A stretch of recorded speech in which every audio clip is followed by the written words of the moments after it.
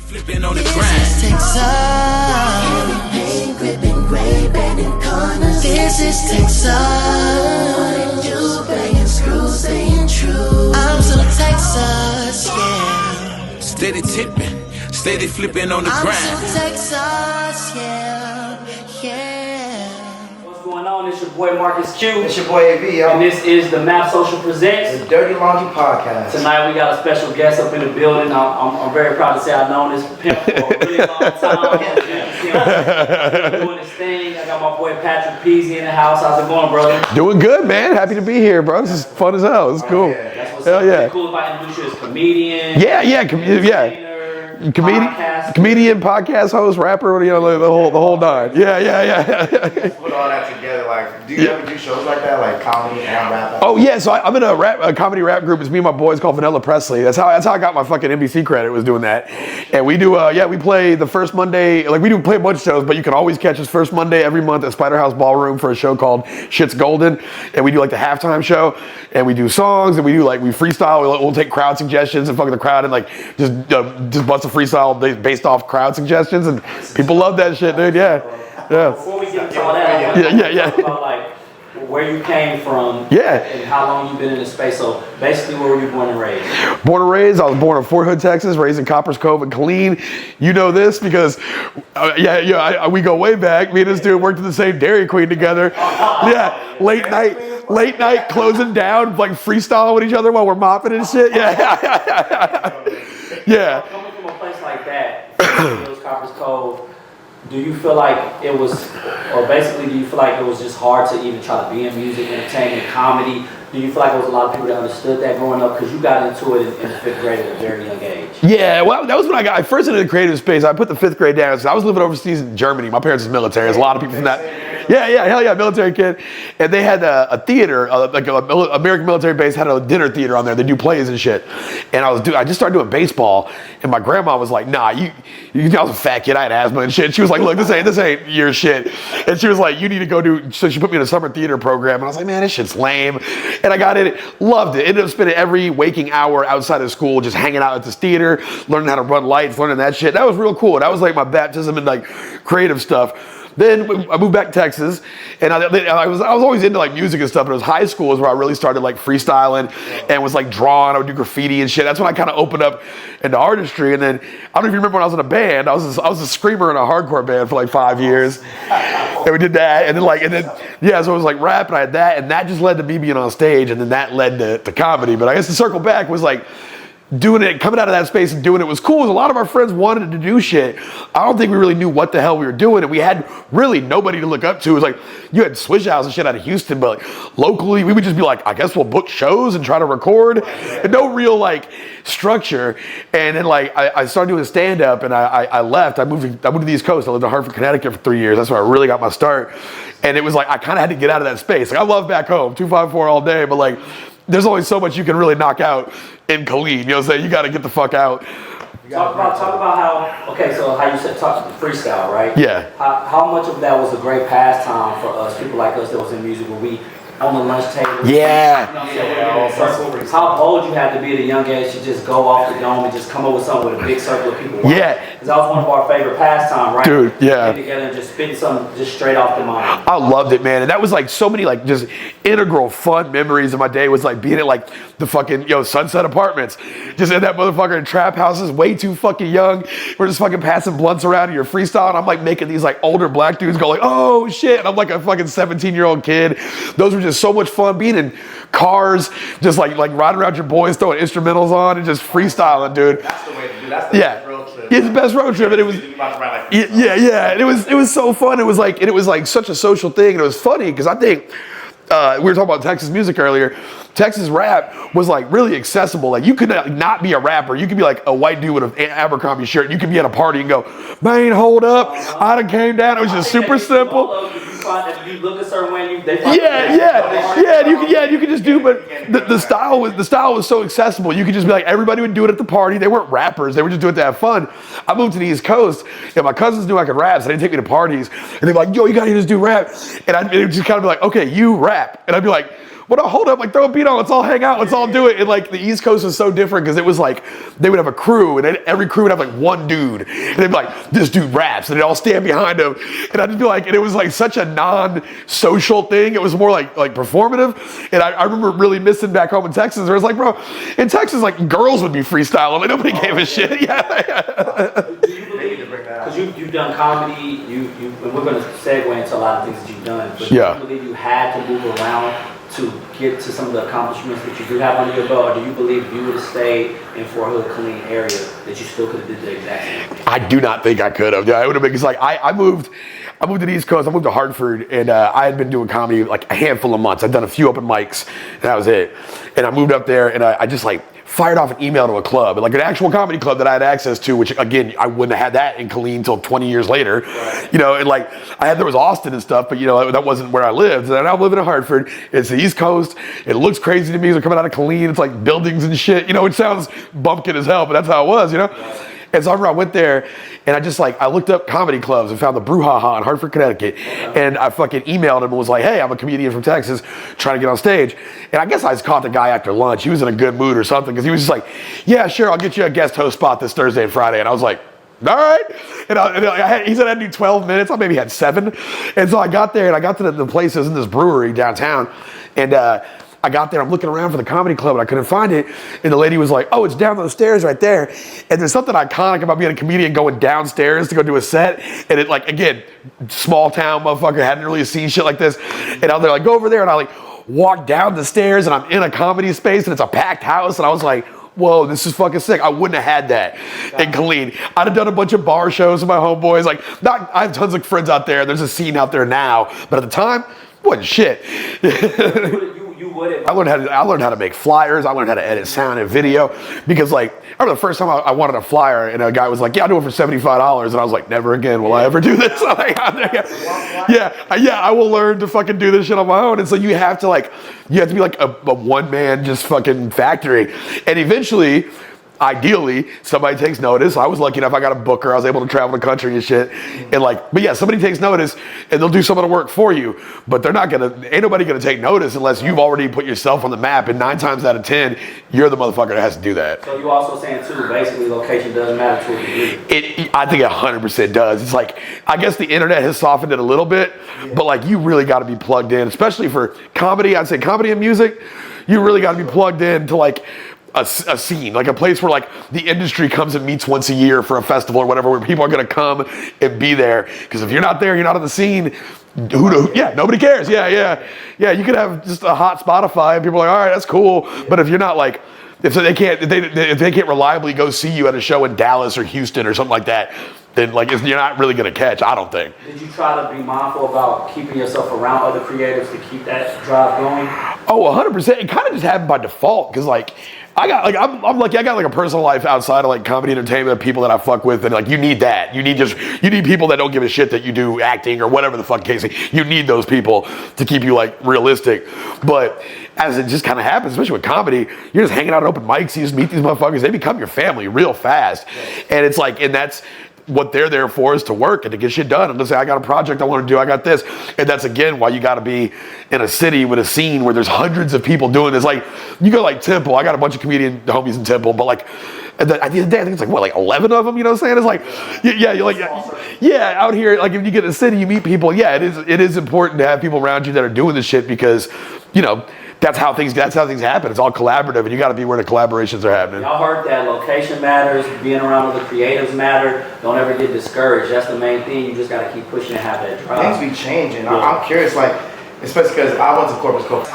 That's how things happen. It's all collaborative. You got to be where the collaboration. Yep. Y'all heard that location matters, being around other creatives matter. Don't ever get discouraged. That's the main thing. You just got to keep pushing and have that drive. Things be changing. Yeah. I'm curious, like, especially because I went to Corpus Christi for the first time not too long ago, and I was like, coming from New York too. I'm from New York, and I'm like, said the same thing about Waco. I remember I was like, is this witness protection? I'm like, is this where like you commit a crime is like, but like, the government's protecting you. We're gonna keep you here in Corpus Christi. We had some of the dopest house parties though, them small towns, bro.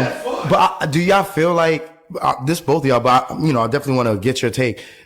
Since you've seen from then to now, do you feel like it's changed? Like, Austin, like Austin, even Killeen area, do you feel like it's grown or you feel like it's still kind of slow? Oh, it's definitely grown. Like Austin, I mean, shit, Austin right now in comedy right now is the city for comedy. I mean, New York and LA are always going to be New York and LA. You just can't top that shit. But Austin, and I would say even before the switch over, which we'll talk about, there was a huge change in Austin comedy in the last 4 years. COVID happened. Austin was always known for being like more of a socially conscious scene. So as soon as COVID hit, people were like, all right, we'll take the foot off the gas for a little bit. We're not going to try and kill anybody's grandma to do a comedy show. You know what I'm saying? We'll pump it a little bit. Well, then Joe Rogan moved here, Tony Hinchcliffe moved here, and they brought like their brand of comedy. I don't really fuck with it. I think it's a little, I don't know. Yeah, so here's the thing. It's like a lot of just shock shit where it's like dudes are going up and they're just like, there's really no structure to the joke. They're just saying racial slurs. They're talking about, like, and I love dark comedy. You can make me laugh with some crazy shit. I don't care if it's funny. But there's dudes who's up there who are like, just like, fucking, I'm trying to think of like a joke I've heard where it's just like, I already know what's gonna, let's start the joke out. And I'm like, oh, I already know what's going to happen. It's going to be this. And it's be like, yeah, the guy was Jewish. Or like, I know the black guy, he did this. And it's like, there's no fucking creativity. There's no thought. It's like, it's just offensive for the sake of being offensive and getting those fucking internet views. And that's like a huge thing in comedy right now.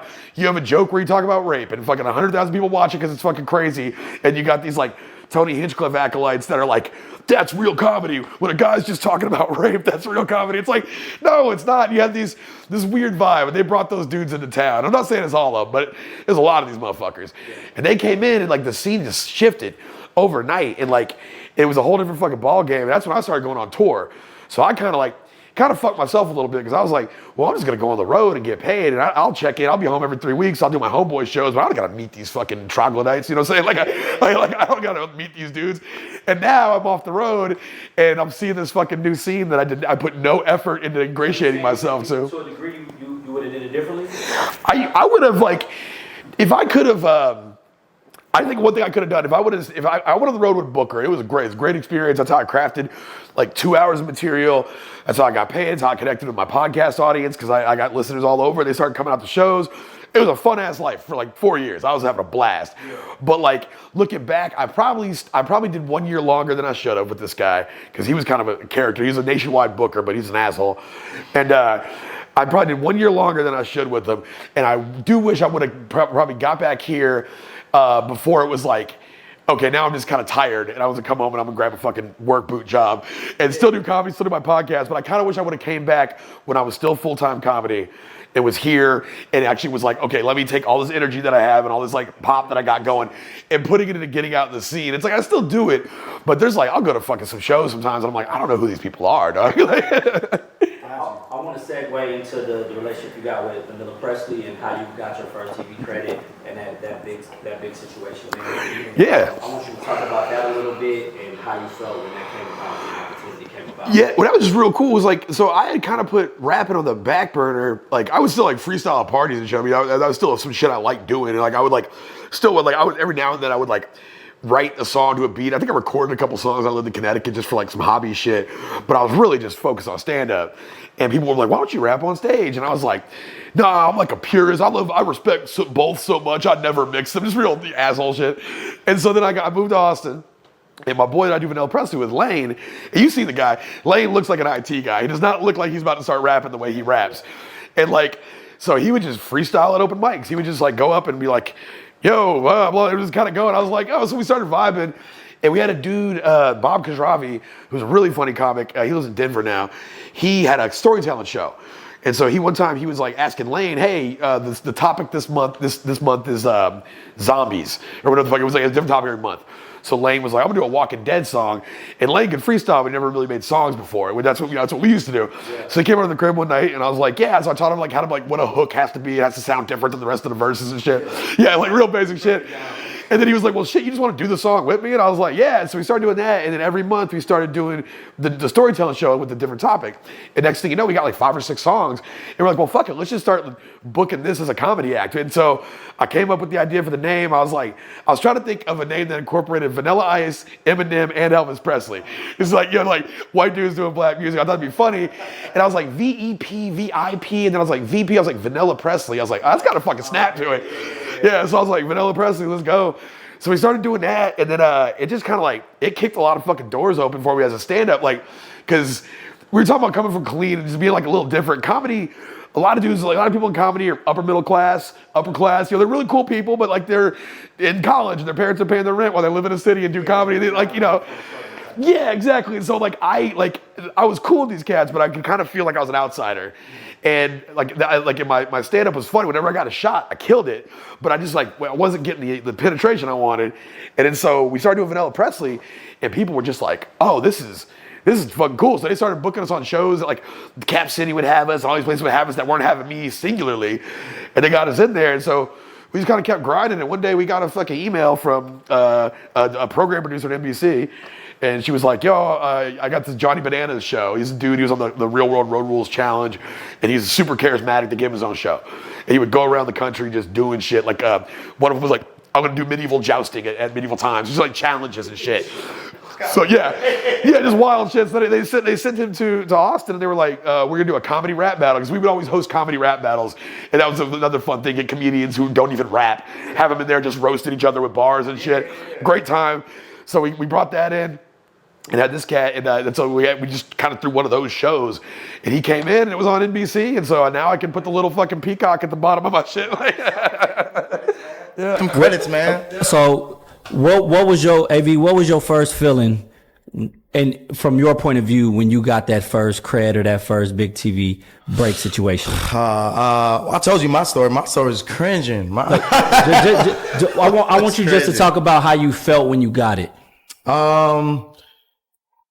It didn't hit me until afterwards. I was so on like, I wanted to get an agent. I was like, all right. And it's kind of a catch-22. It's like, hey, you want an agent? Well, what have you done? Let me see some of your work. And it's like, well, yeah. So I kind of stumbled into it, just on some regular auditions, and I'm like, yo, I did this.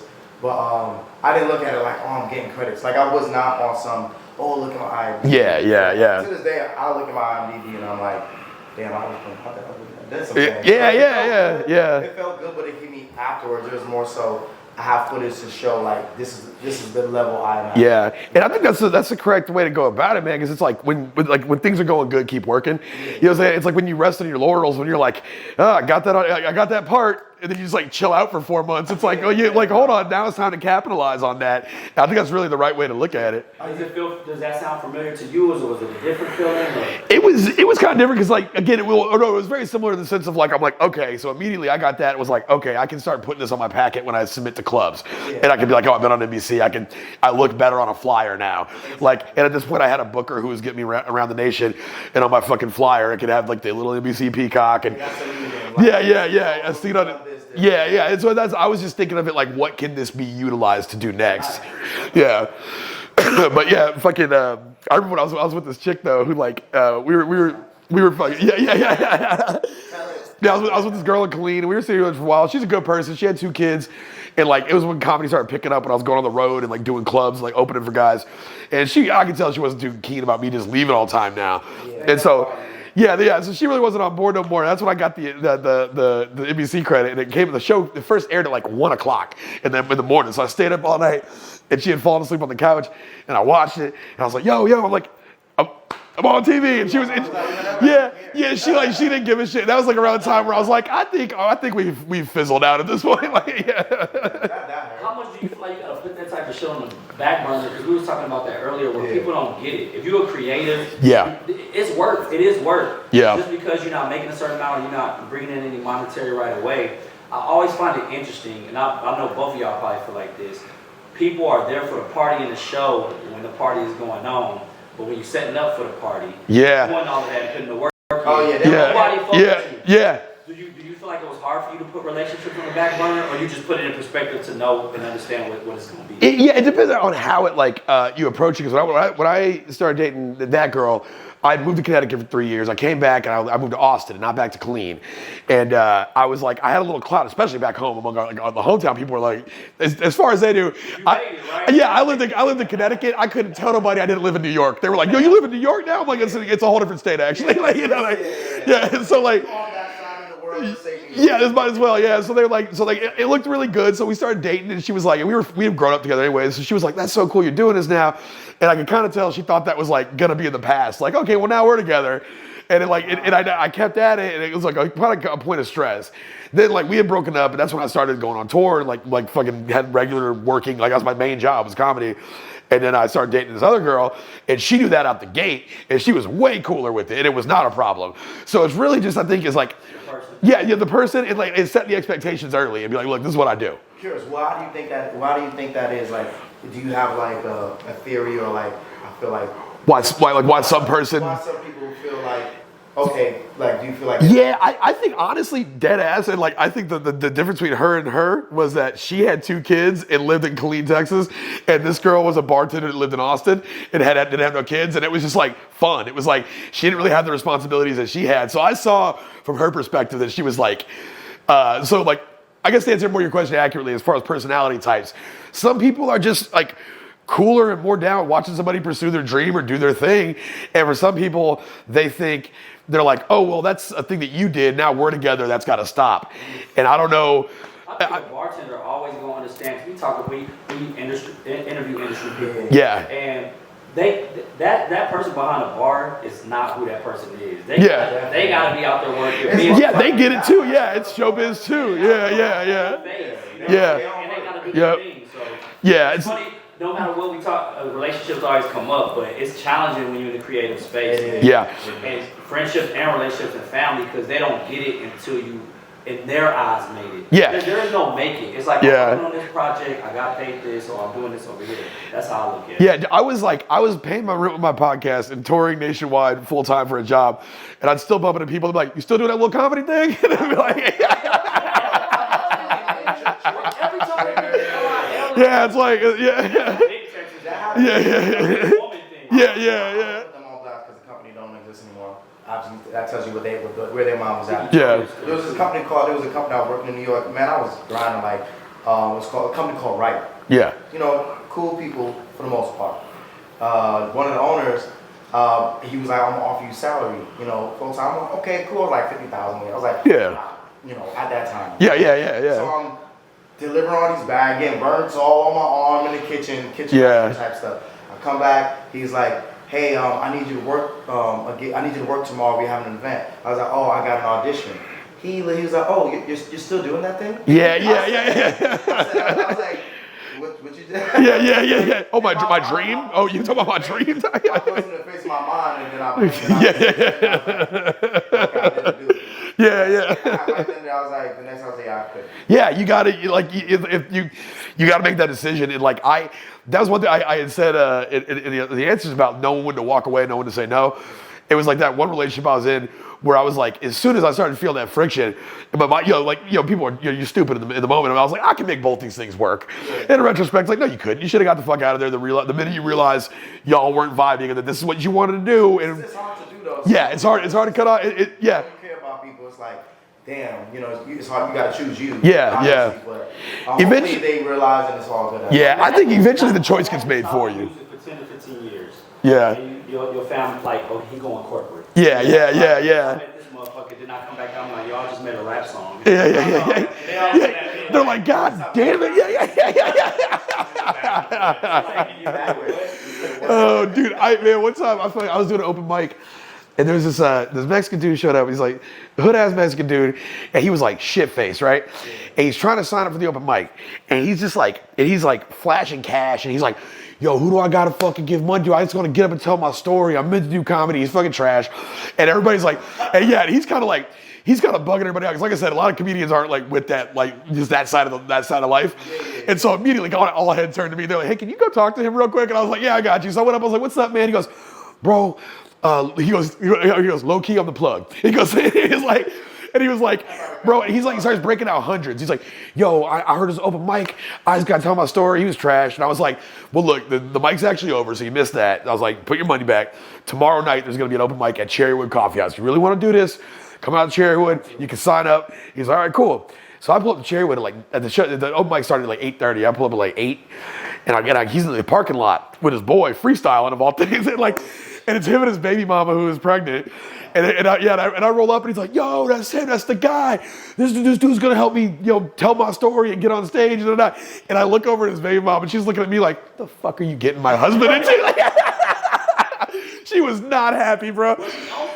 He was just drunk and was like. When he came back for the next one? Yeah, he was just fucked up. And he was like, yeah. Can you talk about how did that go? So he goes up. So I get him on the list because he hadn't even signed up yet because he's like just kind of hanging out. He's like, obviously like when you do enough open mics, you just know you show up. Where's the sign up list? What time to start? He didn't even know what questions to ask. He was just there, expecting me to kind of help him out. And so I got him on the list. They put him at dead last. And Cherrywood Coffee House is where it's at. Cherrywood is it's a coffee house, it's a bar, but there also like a lot of people go there to study. And so the open mic is kind of we used to call it the bomb shelter jokingly, because like you would just bomb because like it'd be inside and people would be trying to study and you're up there like, so my fucking dick, but like people are just like, you can tell and you feel bad. You're like, I'm so sorry, y'all. So he goes up last and people like are on their laptops and stuff, and this dude goes up and he just starts talking about first joke was, man, you in traffic, and somebody starts throwing signs, you want to pull out that strap? And I was like, nobody here is going to relate with that guy. And then he goes, then he was like talking about, yeah, man, I went to prison, and they tried to put me in level 1 with the chobos and the F words. And like, this is like Austin-ass coffee house. And he says the F slur, and everybody's like, looks around, and I was just, and his time was, that's it. All right, y'all, he got off. No, this is just stored in the memories. I'm still friends with him on Facebook, but I can't remember his name. What's funny is though, I will say, me and my boys have a name for him when we tell the story, because I told you it's Vanilla Presley. So this dude, Mexican cat, he kind of looked like me. He had he had a fade. He was a heavy dude with a beard, and so my boys started calling him Horchata Presley. So I know it was Horchata Presley. I forget his real name, but he would be on Instagram. He's clean now, and I guess he got like a kid in a business. But so he follows me on Facebook, and he would just post like, yo, got the Xannies going, da. Then like the next week, then he'd be like, I'm in court. Think about that. The guy wasn't funny, right? Yeah. Like, he didn't have a real good punchline, but we still talking about it. That's exactly, I feel like, the industry. Yeah. Hey, it is now. People go, it's about being memorable more than being actual, very much so, dude. Content. To kind of like, because I'm happy you said that, because it kind of clarifies what I was trying to say earlier. I was about those new comics that showed up. Yeah. It's a lot of guys like that where they're like, I'm just a crazy, unhinged lunatic, and there's this platform now where people are like, oh, that guy's interesting, I'll watch him. They're not a great comic. They don't have good punchlines. They're really not. And it's like, but they're getting these little pops. They're doing shows because they're just wild, which I can understand and appreciate. But then somebody pointed out one time, and I heard this, they said, being a comedian right now and being actually good at stand-up on stage is like voice calling on a mobile phone. It's good, it's cool, but you don't need it. You know what I'm saying? That's like music. Yeah, exactly. You just... That's heartbreaking. Dude, I was watching a fucking hip-hop video essay on YouTube, and the guy said something, basically was like, the music has turned into a hustle, and it's perpetuated by people who don't really love music. They just know that if I make this song and I say XYZ and the beat's hot, I'm gonna get all these fucking views and streams. And it's like, you can tell they're not a musician. Like, they don't have a fucking musical bone in their body, but they're just, Cats sitting up here that genuinely being interested in this shit probably since like 5-6 years old. Yeah. Like naturally being funny, naturally being able to write, make songs. I mean, I'm being a little not so humble, but you know what I'm saying. Hey, now you can nowadays.